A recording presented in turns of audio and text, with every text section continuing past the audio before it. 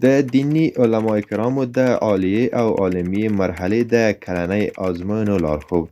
د لوړو زده کړو وزارت د دیني جامعاتو او تخصصاتو عمومي ریاست د افغانستان اسلامي امارت له حاکمیت وروسته په هېواد کې د دیني علماء کرامو د اسنادو ارزونې او تثبیت په موخه رامنځته شو، چې هر کال د دیني مدارسو له فارغانو څخه ازموینه اخلي او معیاري اسناد ورکوي.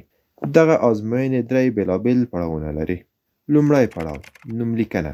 علماء کرام کولای شي چې له خپلو اړوندو مدرسو او یا د دیني جامعاتو او تخصصاتو له عمومي ریاست څخه په ازموینه کې د شمولیت فورم ترلاسه او ډک کړي.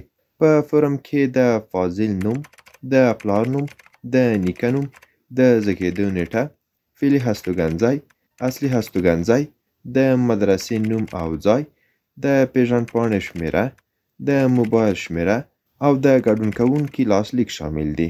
په دقیق ډول د فورم له ډکولو وروسته د خپلې پیژندپاڼې کاپي ورسره ضمیمه او له کوم ځای څخه چې فورمه اخیستې بیرته ورته تسلیموي. دویم پړاو بایومتریک. د بایومتریک او ازموینې د وخت په اړه د لوړو زده کړو وزارت رسمي پاڼو او ګروپونو له لارې د خبرتیا په خپرولو سره ټول علماء کرامو ته خبر ورکول کیږي. د بایومتریک پروسه له ازموینې 4 ورځې وړاندې په مربوطه ولایت او د نوملیکنې په محل کې په 4 ورځو کې ترسره کیږي. علماء کرام باید له بایومتریک مخکې په ازموینه کې د ګډون کارت ترلاسه او د بایومتریک محل ته ولاړ شي. د ازموینې شمولیت په کارت کې رقم الجلوس، د فاضل نوم، د پلار نوم، د نیکه نوم، د پیژندپاڼې شمیره، د تلیفون شمیره او د ازموینې محل لیکل شوي دي. یادونه: علماء کرام باید د بایومتریک پر مهال اصلي پیژندپاڼه له ځان سره ولري. دریم پړاو د ازموینې پیل. ګډونوال باید د ازموینې هغه محل ته ځان ورسوي چې د ازموینې شمولیت کارت کې لیکل شوي. د ازموینې له پیل وړاندې ګډونوال د دویم ځل لپاره بایومتریک او وروسته د ازموینې صحنې ته داخلیږي. وروسته ګډونوالو ته ځوابیه پارچې ورکول کیږي.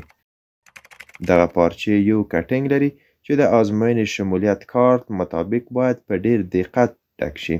په کټنګ کې د ګډونوال نوم، د پلار نوم، رقم الجلوس په حروفو او اعدادو لیکل کیږي. همدارنګه د کتاب نوم، د پارچې شمیره، د مرحلې نوم عالیه یا عالمیه، د مدرسې نوم او محل، د ازموینې محل او صنف لیکل کیږي. په سوالیه پارچه کې یو سوال 2 جزه الف او ب لري. ګډونوال به د سوال یو جز حل کوي او په خپله خوښه یو جز ټاکي.